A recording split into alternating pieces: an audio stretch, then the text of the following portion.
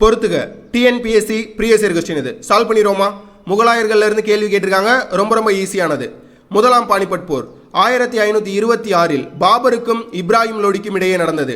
பாபர் இதில் வெற்றி பெற்று முகலாய பேரரசை நிறுவினார். இரண்டாம் பானிபட் போர் 1556 அக்பருக்கும் ஹேமுவுக்கும் இடையே நடந்தது. அக்பர் பைரம் கான் உதவியுடன் வெற்றி பெற்றார். ஷேர்ஷா சூர் வம்சத்தை நிறுவியவர். சூர் வம்சத்தின் ஆட்சி காலம் 1540 தொடங்கி 1555 வரை நீடித்தது. தாஜ்மஹாலை கட்டியவர் ஷாஜகான். இந்த கேள்விக்கு சரியான பதில் ஆப்ஷன் ஏ.